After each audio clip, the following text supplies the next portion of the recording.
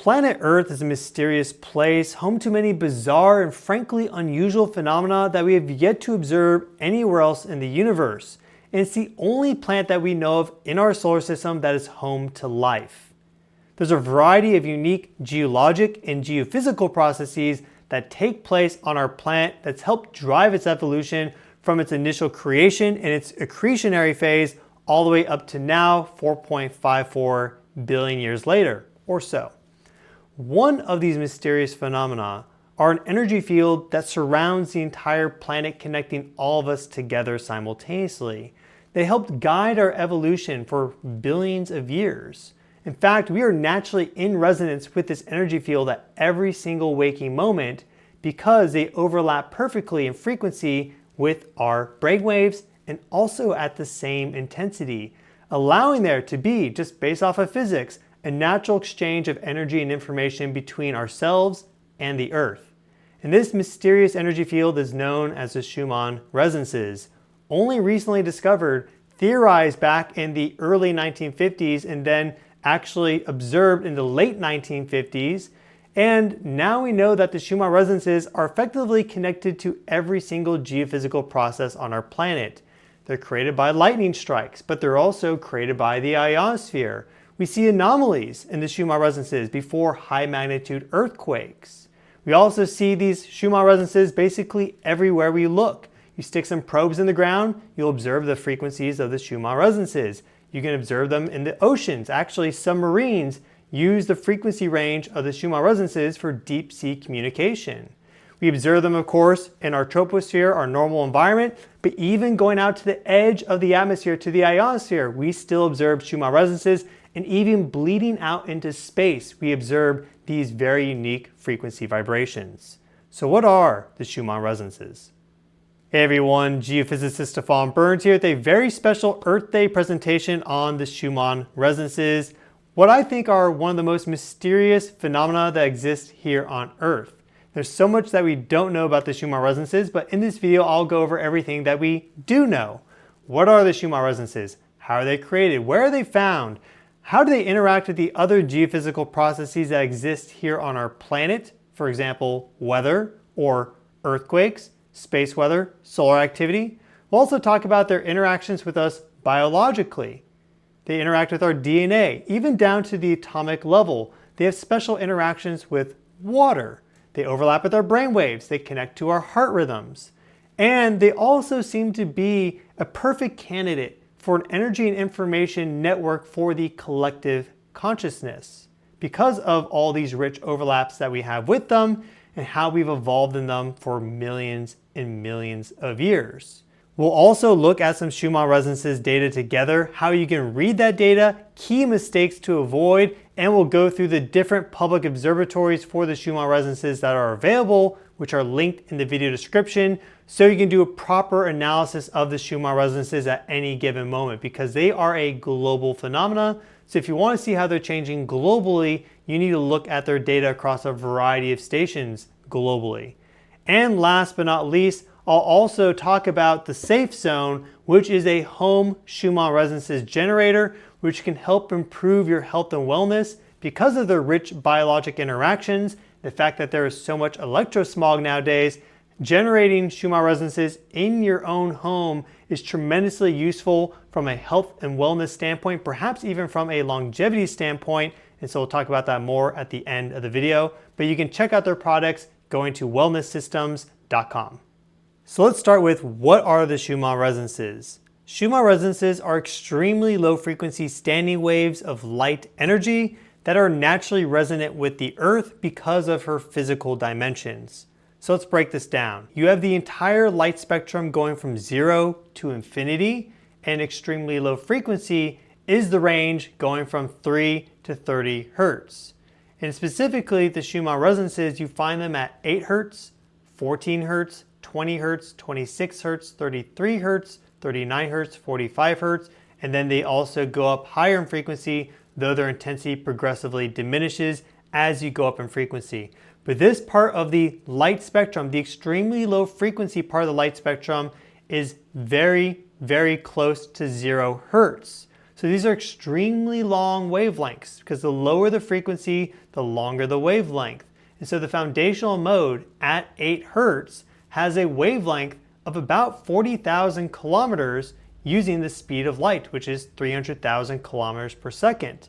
And the Earth has a circumference of about 40,000 kilometers. In fact, the average frequency of that foundational mode is closer to 7.83 Hertz across time, and about 70% of the energy exists in the foundational mode. 30% of the energy of the Schumann resonances is spread out amongst the higher frequency ones. Mode 2 is next up. It's the second most powerful. Mode 3 is the third most powerful, so on and so forth. Now, if you had a different planet, let's say it's a smaller diameter, smaller circumference, and it has an active global electric circuit, so it's producing these sort of radio frequency emissions, that Schumann resonance for that planet is going to be a different frequency.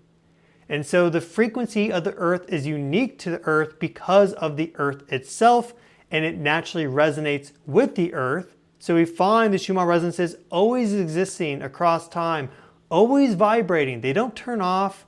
They don't just go away at times. They always exist, and we evolved in them for millions and millions and millions of years, meaning that we also are naturally resonating with the Schumann resonances and the Earth at all times. Earth is a very energetically active place, primarily because of the sun. The sun is always emitting a bunch of energy out into space. This is light energy in the ultraviolet spectrum, the visible light spectrum, the infrared spectrum, but also at higher frequencies, extreme ultraviolet light, X-ray light, and also lower down in the microwave and radio frequency spectrum, even going down into those Schumann resonances as well. It's also emitting plasma out into the interplanetary medium, and the Earth is enmeshed within that.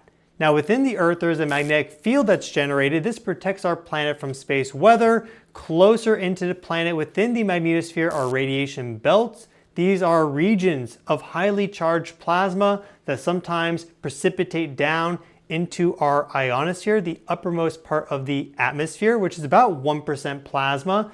And the ionosphere drives a global electric circuit, the flow of energy through the Earth globally. And it's that global electric circuit which creates weather systems and also lightning strikes, of which there's about 50 occurring every single second. Lightning emits light energy or radiation across the entire frequency range, even going up to gamma rays. But it's the higher frequencies that attenuate out very quickly. They get absorbed into things, whereas the lowest frequency wavelengths of light produced by lightning continue to vibrate and propagate outwards with very little attenuation. They do not get absorbed easily.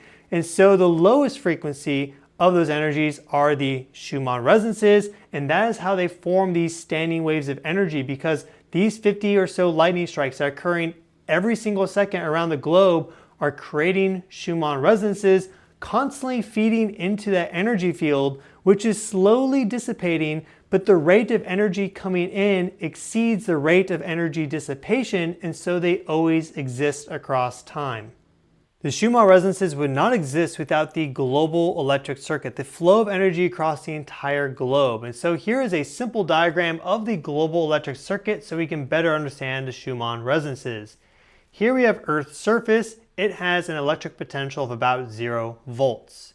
Here we have the ionosphere, has an electric potential of about 250,000 volts or 250 kilovolts. That is positive. Earth's surface potential is neutral or even negative. There's a lot of positive ions up here like protons. There's a lot of negative ions down here like electrons. In between is the atmosphere.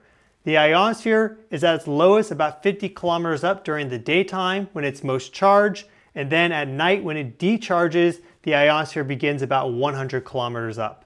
But in between, you have the atmosphere, which is very resistive because the ionosphere, having this electric potential, is quite conductive, and Earth's surface, having this abundance of free electrons, is also quite conductive. This is about 10 to the negative 7 and also about 10 to the negative 7 Siemens, but the atmosphere in between, specifically the troposphere, is very, very resistive at about 10 to the negative 14 Siemens. So this is the limit on the global electric circuit. If all of a sudden this fair weather current here became very conductive, then the two would equalize very quickly. And sometimes we do see stronger flows of energy from the ionosphere and the Earth during specific space weather impacts, and also during specific phenomena that exist like earthquakes. They create ionospheric disturbances, and also they can create Schumann resonances, and also weather systems. Because of the massive charge accumulation that they create, the electric potentials of a thunder cell can be like 50 or 100 megavolts, millions of volts, not just thousands of volts, but millions of volts, that can then in general increase that conductivity. But because of the ionosphere and Earth's surface having this charge differential, you get this flow of energy. Even though this is fairly resistive, there's still a flow of energy through it. Sometimes it's higher, sometimes it's lower, but you have this flow of energy that creates storms. We see thunderstorms right here. Of course, you also have a variety of storms and weather systems. You have cyclones, you have tornadoes. Sometimes you just have electrified rain clouds. You have snow, you have haze and fog, and sometimes just like normal clouds. All of those, though, are electromagnetic in nature, and we really don't understand them that well. But all of them produce these Schumann resonances. And the production of these Schumann resonances is strongest when there is lightning. Whether this is cloud to cloud or cloud to ground, whatever it is, they oscillate across the light spectrum, therefore producing all the frequencies of light, even up to gamma rays at times, specifically with like superbolts. They can produce very highly vibrational gamma rays. But it's the lowest frequency ones, the Schumann resonances, that continue to propagate out globally. And they are not absorbed easily into material. So we even see Schumann resonances in Earth's surface, in Earth's oceans. Out in the ionosphere itself, we still observe Schumann resonances bleeding out into space.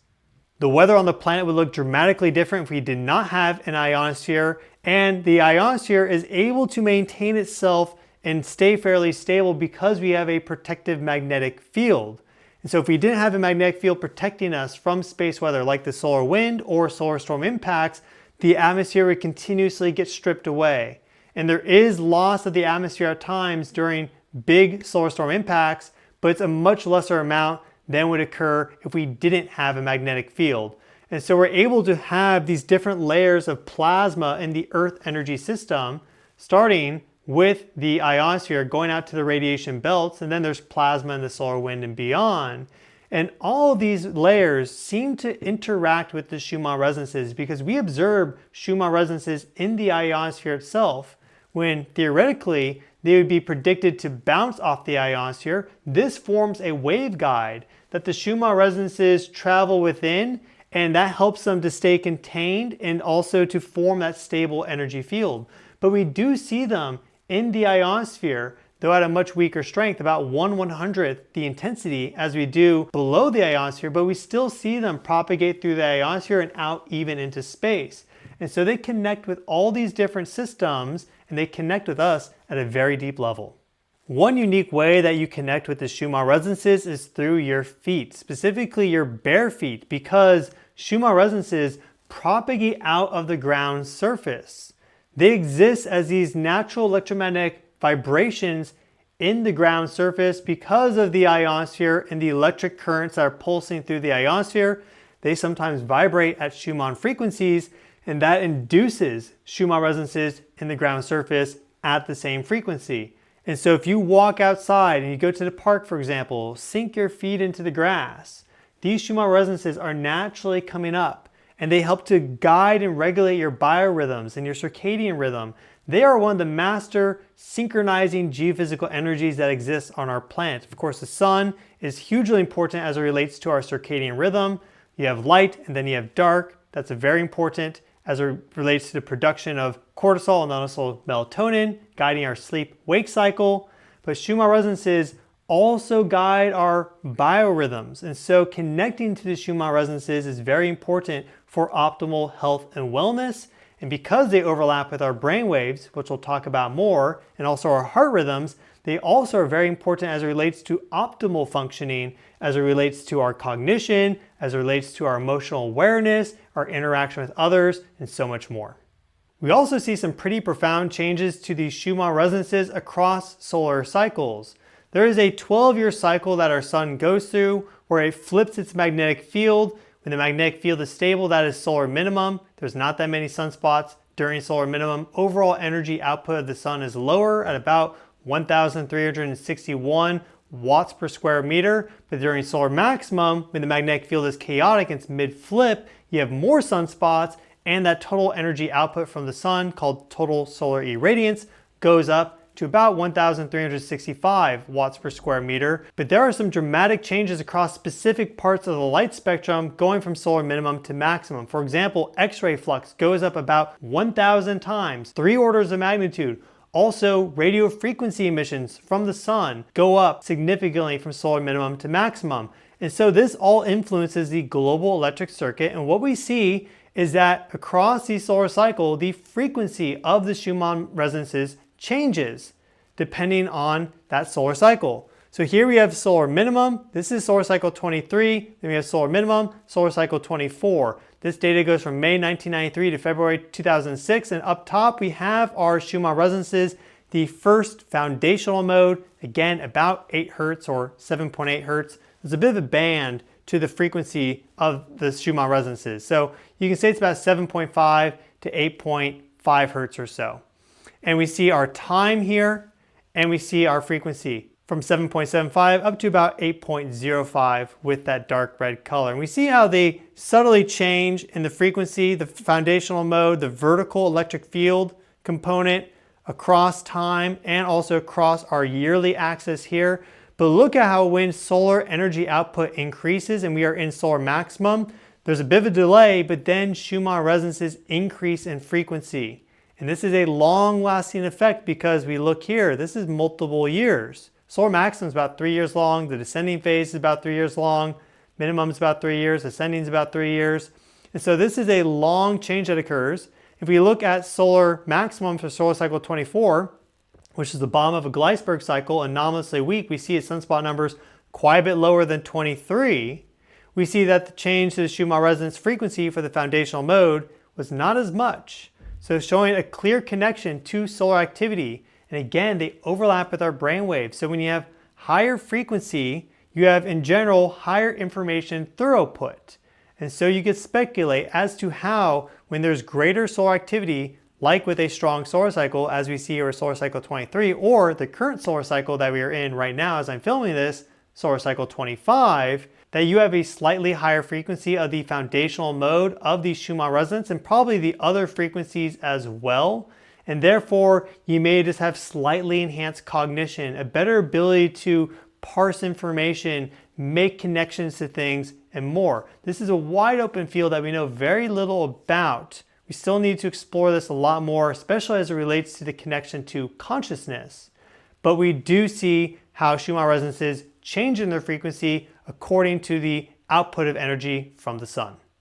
And sometimes we see anomalous signals in the Schumann resonances before, during, or after high magnitude earthquakes. So here we're looking at some data from 2023 with the strongest earthquake sequence that we had that year. This was the magnitude 7.8 and 7.5 earthquakes that struck Turkey near the border of Syria on February 6th, just hours after the full moon. There's also an earth tide loading effect that can influence earthquakes. But we're looking at data from the Space Observing System in Tomsk, Russia, and unusual streams of energy were observed in the vertical electric field, both 4 days before on February 2nd for 6 hours, and also exactly at the time of those earthquakes, lasting again for about 6 hours afterwards. Notably, these streams of energy were strongest in the 15 to 25 hertz range, which is the frequency zone previously identified to preemptively respond to strong magnitude 6+ earthquakes and Telluric activity. And one of the key observations for the pre-earthquake signals that we saw in the Schumann resonances on the 2nd is that the qualities for mode 3 and 4, that would be 20 hertz and about 25 hertz, rose dramatically. 20 hertz in particular reached a huge peak value of 250. And the qualities are a measure of the ability of an energy wave to resonate. So when the qualities go up, that is indicating something called resonance amplification. Effectively, whatever is resonating can grow stronger and stronger and stronger because either A, more energy is entering into the system, and the energy that's bleeding out of the system, attenuating or just fading away, stays the same, or that even diminishes, causing this energy system to grow, to vibrate stronger and stronger and stronger. And so normal values for the qualities are about 1 to 20 or so, and 4 days before that magnitude 7.8 and 7.5 earthquake struck Turkey near the border of Syria on February 6, 2023, we saw the qualities in the Schumann resonances go up dramatically, and we also saw them change dramatically the day of, with this unusual energy stream that began exactly when that earthquake ruptured. And these signals were measured about 4,000 kilometers away from that earthquake epicenter, because this is observed all the way in Tomsk, Russia, showing how one massive earthquake can influence the global energy field that we all live within temporarily. And again, they have a rich overlap with our brainwaves. We've discussed the Schumann resonances from a geophysical perspective, but now let's turn our attention to the Schumann resonances from a biophysical perspective, because they have a variety of rich and unique overlaps with us biologically that we're really just beginning to understand now. So let's start with the brain. The electrical activity of the human brain creates brainwaves, and the strongest brainwaves have frequencies generally less than 50 Hertz. Brainwaves and Schumann waves overlap in frequency and in strength, again allowing for that transfer of energy and information theoretically. And this allows, in general, for transfer of information between the geophysical energy fields of the Earth and the human electromagnetic biofield. And so here we have some data showing two different subsets of people. There are those that have a high affinity for the Schumann resonances, then also people that have a lower affinity for the Schumann resonances. If we look at our Y scale, you'll notice that this is spectral density. So effectively, we're measuring the power of people's brain waves. And in general, people with a higher affinity for the Schumann resonances have higher brainwave power, and that's generally a good thing. We notice that with our high affinity group, there are natural peaks in the brainwave frequency structure at Schumann resonances. Mode 1 there, about 8 Hertz, or here it's 7.8 Hertz. Again, it's a band from about 7.5 to 8.5 Hertz. And we see that even reflected there with our brainwave power. We see that hump there exactly where that Schumann band is. Then for mode 2, we see another increase in brainwave power, and for mode 3, we see that as well. You'll see 3 different traces here. We have 3 different regions of the brain that we are looking at. We're looking at the low caudal regions, then the middle, and then the rostral. So the further back you go, the higher the brainwave power and also the greater the affinity for the Schumann resonances. We do see these power increases there for the more frontal part of the brain, the frontal lobe, but we really see it strongly for the temporal lobe and also for the occipital lobe, the parietal lobe, and just in general, the further back you go. The temporal lobes actually pulse exactly at 8 Hertz, and the temporal lobes are connected to time, our spatial awareness, and also our ability to communicate. And they're on both sides. So those frequency oscillations, they will permeate across the entire brain. As a result, they almost form like 2 antennas like this, because they allow for that connection to the geophysical energy field. And if you establish this base resonance pulsing at 8 Hertz, and they're able to sync up, and the brainwave power is quite strong, that allows for complete brainwave synchronicity across higher frequencies like gamma waves, which is really important for higher cognitive tasks, and just in general, like moments of inspiration and insight are characterized by bursts of gamma ray activity. So if you have a strong ability to produce Schumann resonances internally, or you have just strong Schumann resonances in your environment, let's say you're out in nature, or you're using, for example, like a home Schumann resonance generator like the SafeZone, then this could perhaps trigger better complete brainwave synchronization across a variety of frequencies, and those are the frequency structures that we really see emerge with top master meditators. And so the Schumann resonances are very much a doorway into understanding the mind, how it works, and how we can guide our own mental energies to our benefit and more. And the 5 main brainwave categories are delta waves, theta waves, alpha waves, beta waves, and gamma waves. We have delta waves going from 0 to 4 hertz. These are the lowest frequency. They actually overlap with geomagnetic pulsations because the foundational mode of the Schumann resonance is again about 7.8 hertz. So this is even lower frequency than Schumann resonances. And we do observe changes to our ability to dream and have more vivid dreams, lucid dreams, for example, during geomagnetic storms when you have these sort of geomagnetic pulsations being produced.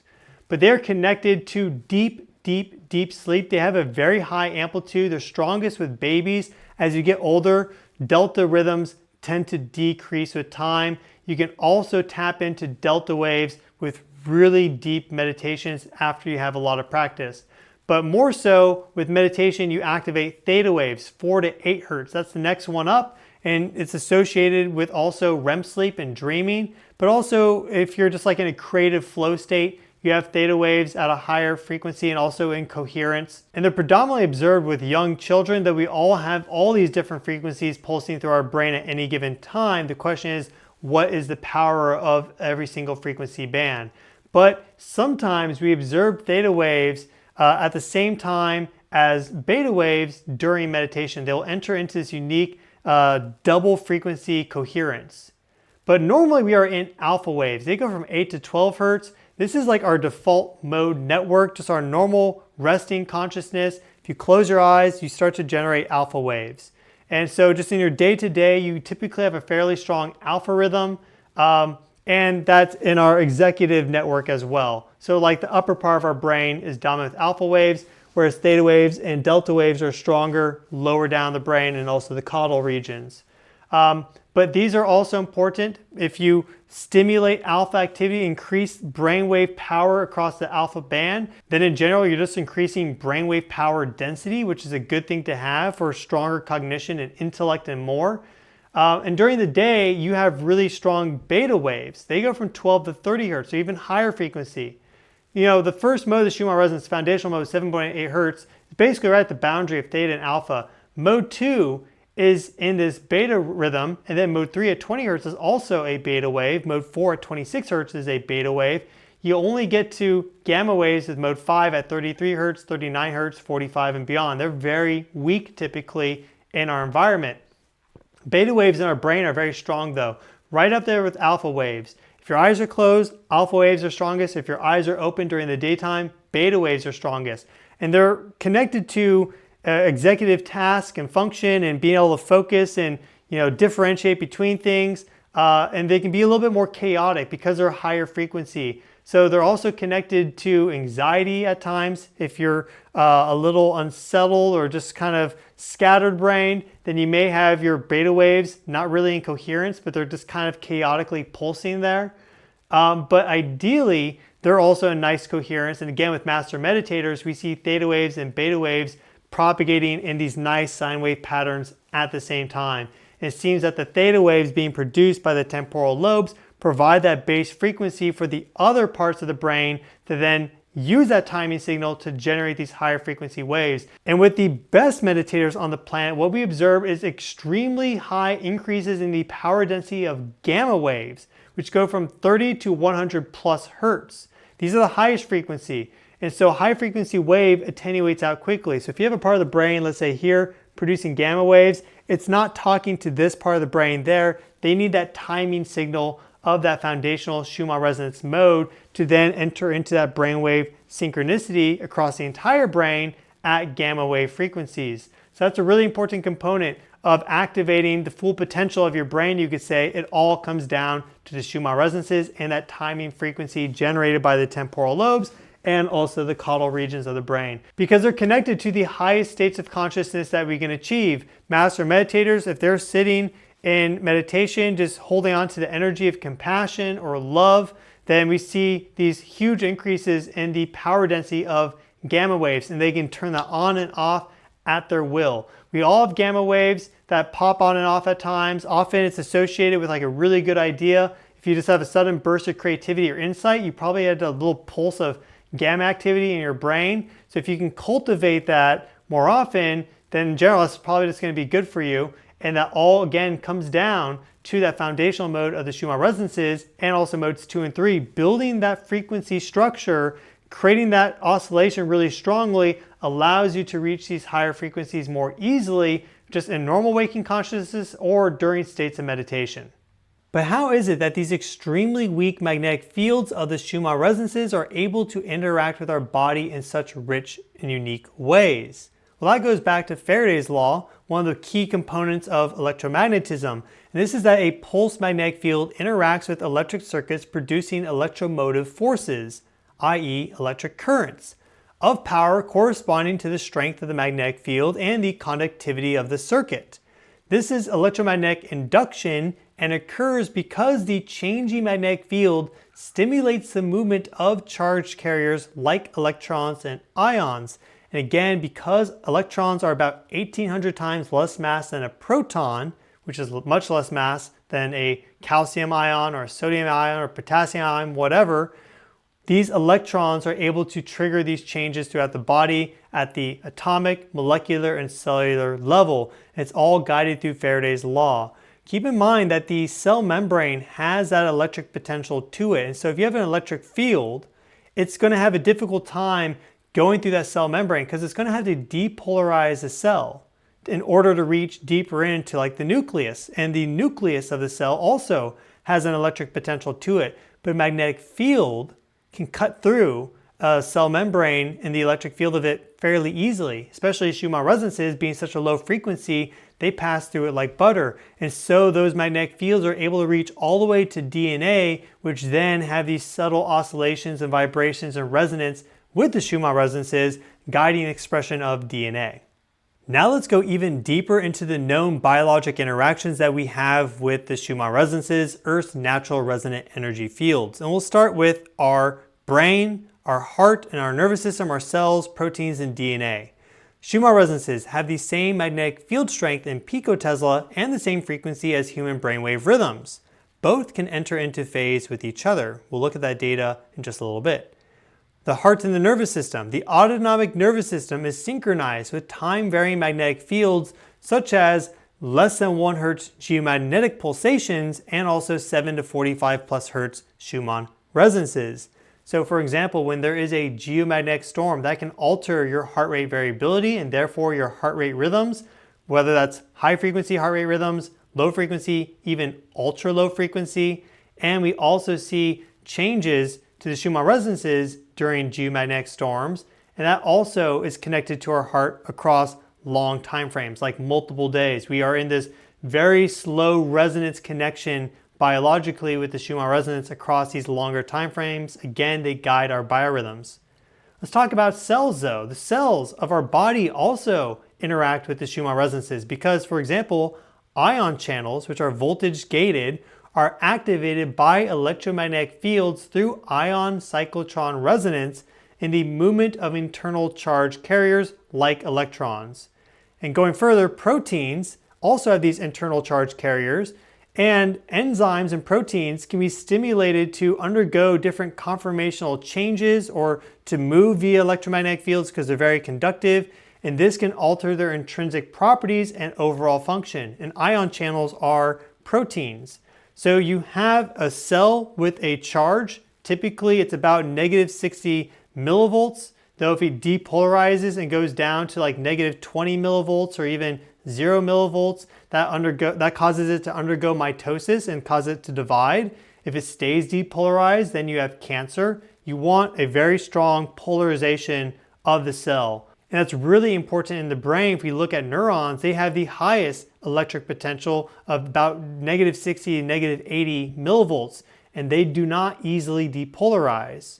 But if you have these ion channels embedded within the membrane of the cell and it opens up, that can now allow for the flow and movement of these ions like sodium or potassium or calcium being a very important one, and the flow of those ions in and out of the cell changes the larger cellular voltage gradients, which guide cell behavior, individual and also collective, because of how DNA, being very conductive, starts to resonate in that cellular voltage gradient. That seems to be a very important component in terms of the expression of DNA.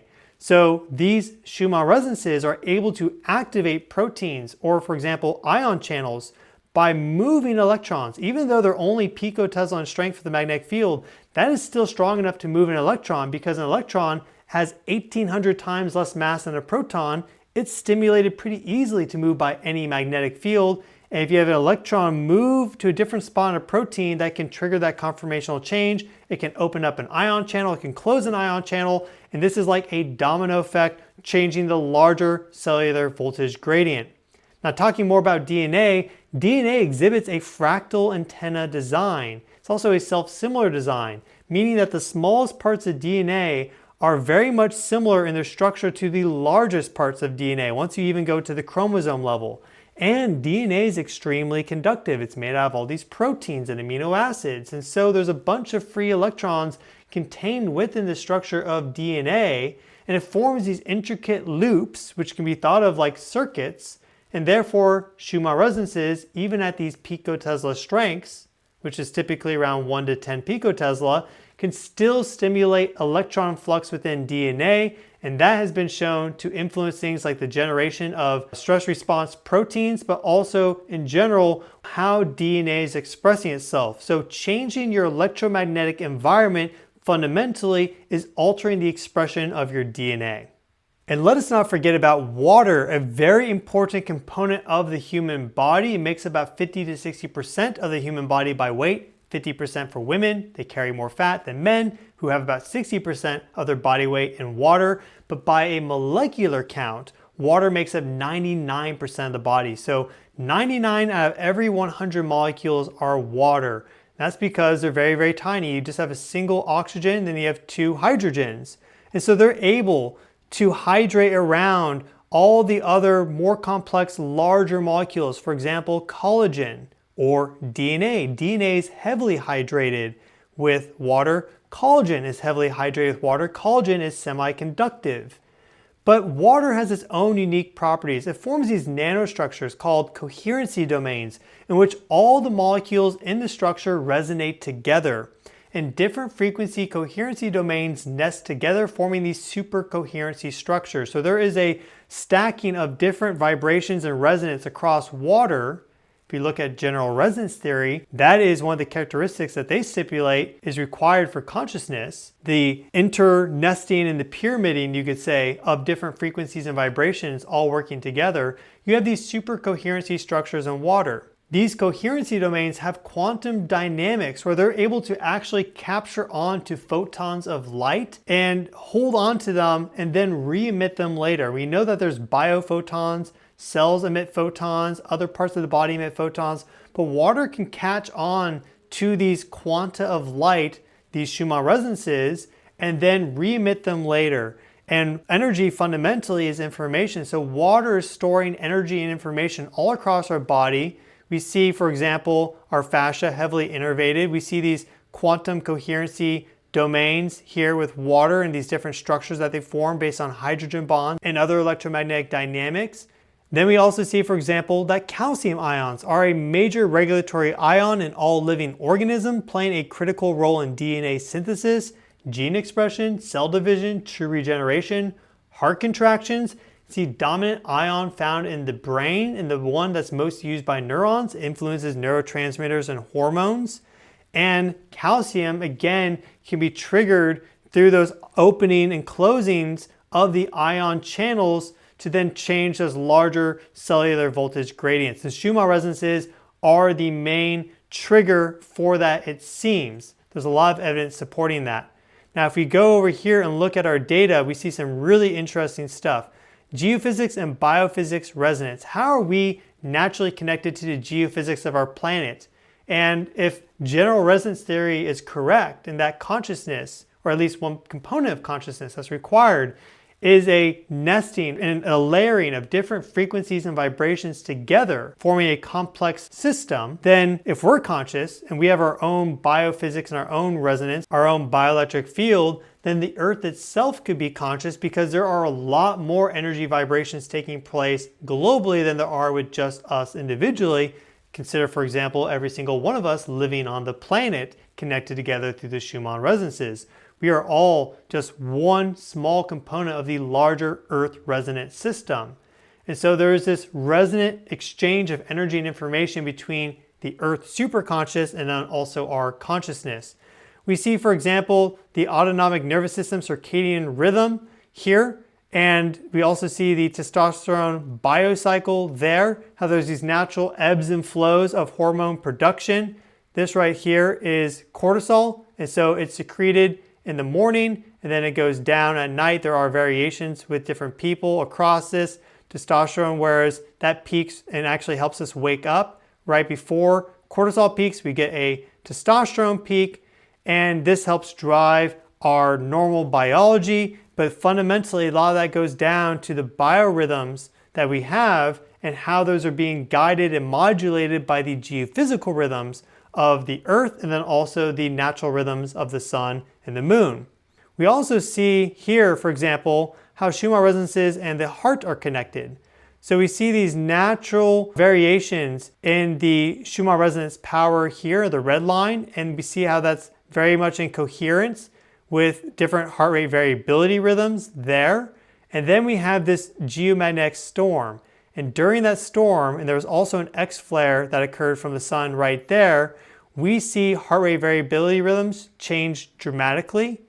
And then we see our Schumann resonances diverge from that. They all of a sudden formed an inverse relationship, whereas before they were in coherence together.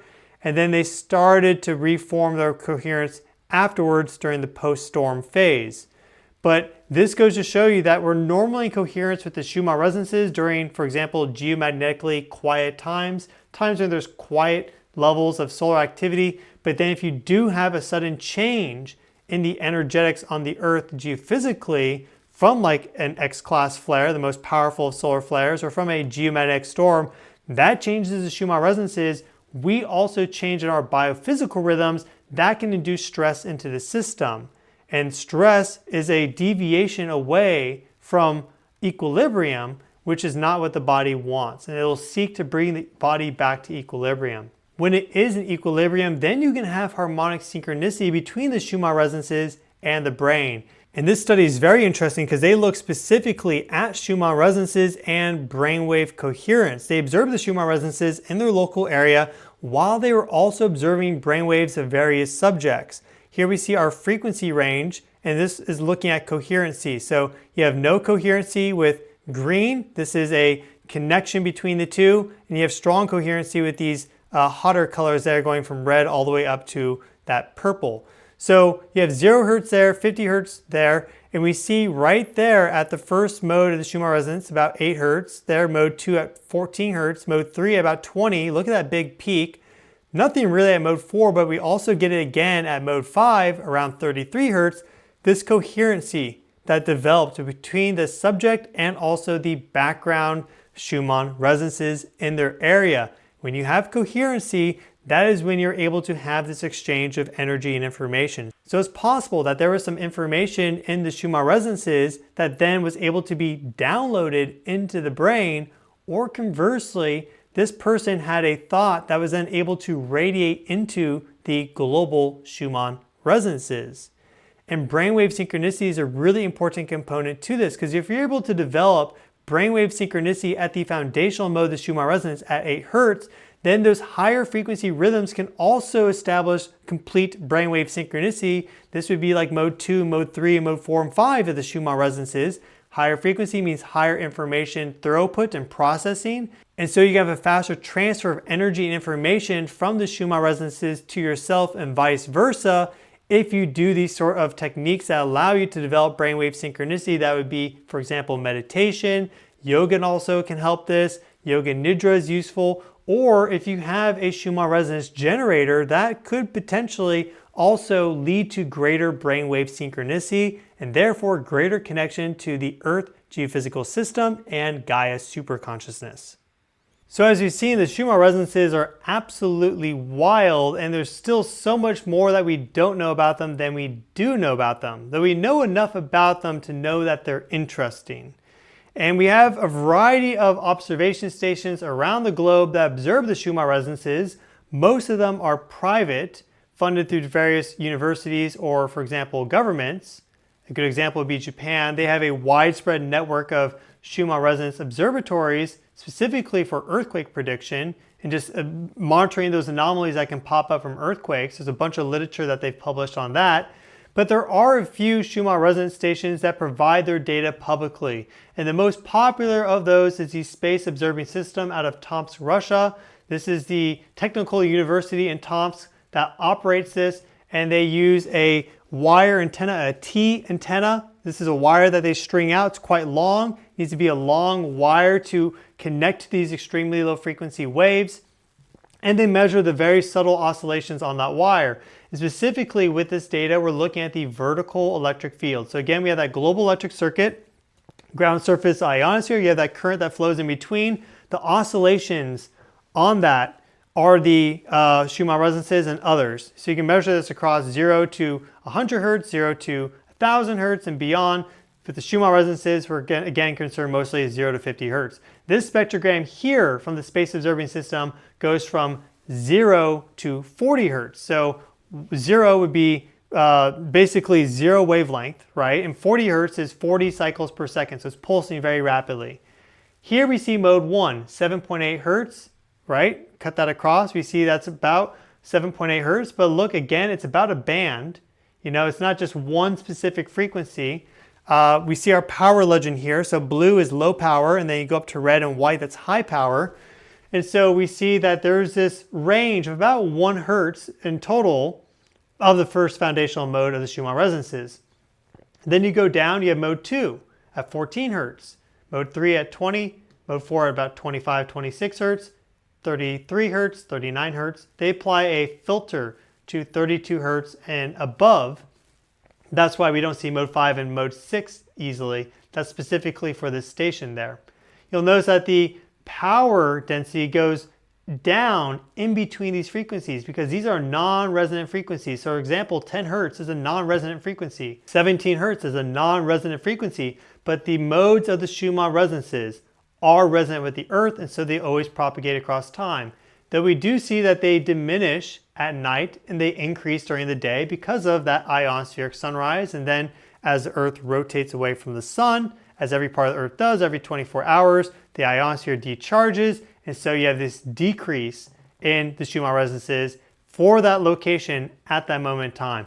We see the Schumann resonances everywhere globally, but we observe them locally. So you have to be mindful of your own weather conditions when you're looking at the data for the Schumann resonances. So here, for example, we see that they had some rain or some snow. It's one or the other. Or a thunderstorm passed overhead, because we see a sudden, really dramatic increase in the power density in the vertical electric field. These are the Schumann resonances, these horizontal bands cutting across. This is just a big increase in power overall in that vertical electric field. And what that means is that the entire electromagnetic background, that spectrum, just increased in power because you had the massive electromagnetic potentials of a thunderstorm moving overhead or nearby, or an electrified rain cloud or snow, right? There's a lot of very powerful electromagnetic forces at play with any of those weather systems, cyclones and hurricanes. This would be looking crazy if a cyclone passed overhead. But this is in the interior of Eurasia, and so they just get these sort of weather systems. They don't get cyclones over Tomsk, Russia. But we see a big increase in the power. This is not saying that the Schumann resonances necessarily went up globally for everyone, but if you are living in an area and then a thunderstorm rolls overhead, locally you are experiencing an increase in general across the entire electric field and also the magnetic field where you are, and that can influence your health and your wellness. And this is also, you know, in those Schumann bands, though we're seeing activation of all the frequencies. So it's just a big pulse of energy that you're experiencing. Now, this thunderstorm, let's say, in Tomsk, Russia, does feed its energy out to the entire globe, but it just feeds into the normal resonant standing wave that the Schumann resonance forms. So if you see this data on the Space Observing System website, this is not indicating typically 99 times out of 100 some sort of global change to the Schumann resonance. You have to check the weather for the local station that you're looking at in order to understand what is happening. And if you see something, let's say like this part right there, and you check the weather and it's completely clear skies, it's fair weather conditions, there's not a cloud in sight, then you know that's a global signal, perhaps even a pre-earthquake signal. And we've seen those before in the Schumann resonances and also from this public observatory. So you have to learn to differentiate these things. And in general, if you want to understand the Schumann resonances, this video is going to help you a lot, but you have to read the research. If you're not reading the research papers, then you're probably just never going to reach that technical understanding that you need to actually make proper interpretations of these, because this is a pretty scientific field. But in general, if you see something like this, 99 times out of 100, this is a local weather phenomena, like a thunderstorm passing over that observatory, and it's not a global effect, though it does again feed into the global Schumann resonances, but not in any way that's significant because there's 50 lightning strikes or so occurring across the planet at any given time. Another website that you can go to observe the Schumann resonances is vlf.it, and this is more for like Europe. Specifically, there is a station out of Cumiana, Italy that observes the Schumann resonances that a lot of people look at as well. And here we see not only that part of the frequency band that the Schumann resonances are in right here. This is going from 0 to 105 hertz. Also the vertical electric field measured using one of these T antennas. So this is a wider frequency range that we're looking at. It's not cut off at 40, it goes all the way up to 105, and it is flipped. 0 is at the bottom with this data, 105 is up top. But they also have VLF monitoring, so you can look at 0 to 1500 hertz here, and then also 0 to 15,000 hertz here.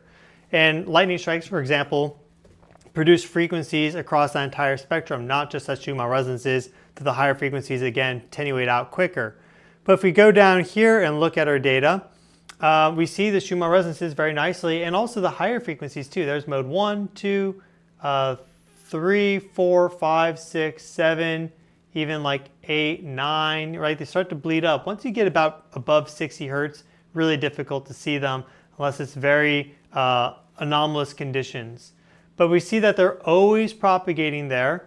And this could be noise on the wire. For example, when there is wind and it shakes the wire, this induces what's known as microphonics. And this is just noise. It's not any special signal that we're seeing globally or even locally from, let's say, a thunderstorm. It is really just the movement of the wire causes there to be a flow and a current induced in that wire. So you have some electrons jiggling, and then therefore you get noise show up in the data. And so that looks like wind-induced noise. But you also get enhancements of the data across the bottom sometimes with that wind-induced noise, because it depends on the frequency of the wind, which is often lower. We see that data in Tomsk as well. So if you see a really high amplitude band and then a whole bunch of lines cutting across, that's an example of microphonics. But this is nice, calm, quiet conditions here. We see that in general because we don't see any big pulse of activity, let's say from like a thunderstorm.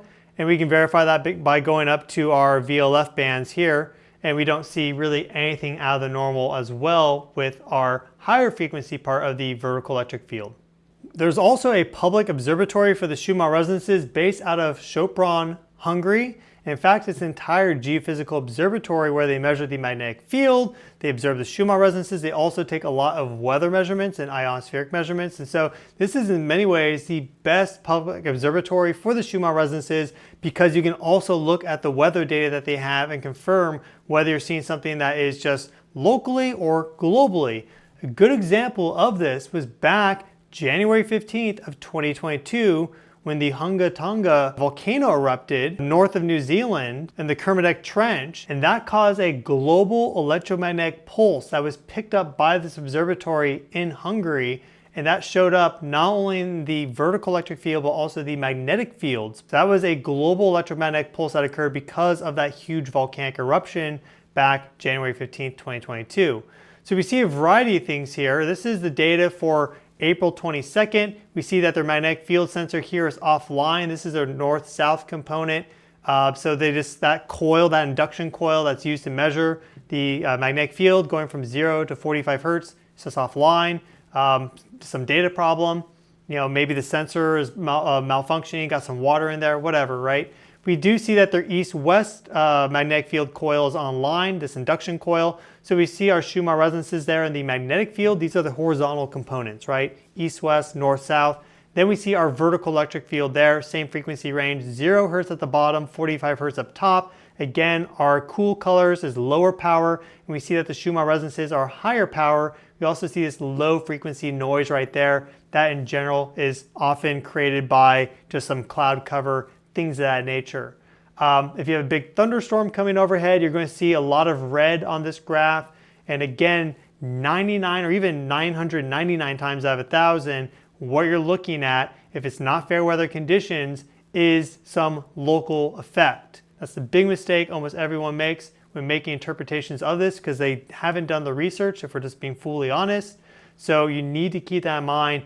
It's very rare that you have a massive volcanic explosion that produces a global electromagnetic pulse. It does happen, but it's pretty rare. And so typically we're observing them at a local level, and we have to understand the Schumann resonances more from how do they change from solar activity across a solar cycle? How do they change from a geomagnetic storm impact? How do they change for the part of the globe that receives a solar flare impact? Because that's going to be the light side of the Earth that receives that light energy in 8.3 minutes from a solar flare. A solar storm takes longer to come in. That's actual plasma from the sun, not light photons. And that triggers the geomagnetic storm. How does that influence the Schumann resonances, right? But in terms of there being these big pulses in the Schumann resonances, typically if we're looking at the data from these observatories, it's because of local weather effects, electrified rain clouds, cloud cover, haze, snow, all that stuff will affect the local electromagnetic background, which is really important to keep in mind. I linked those 3 public observatories to the Schumann resonances in the video description, and down below that are also some relevant research papers on the Schumann resonances that you can read to better understand them and to also aid you in your interpretation of the Schumann resonances, because that's really a key aspect of understanding the Schumann resonances, interpreting these graphs and the data and more. If you haven't read the research papers, you're really probably not going to understand what you're looking at in the first place. I had to read a tremendous amount of information on the Schumann resonances and also just do a lot of thought experiments and exploration into them to start to form the understanding that I have now, which I've shared some of with you here in this video. I hope you found that useful. I've been your host, Stefan Burns, geophysicist, and if you want to take yourself to the next level, then I highly recommend you look into the SafeZone Schumann resonance generator that's provided by Wellness Systems. This is from my friend George Roth, and this is an excellent Schumann resonance generator because it is well built. It's made in Canada, and the field strength on this is not exceptionally high. The problem that a lot of Schumann resonance generators run into is that they pump out the Schumann resonances at nanotesla strengths, when typically it's a picotesla field, 1 to 10 picoteslas.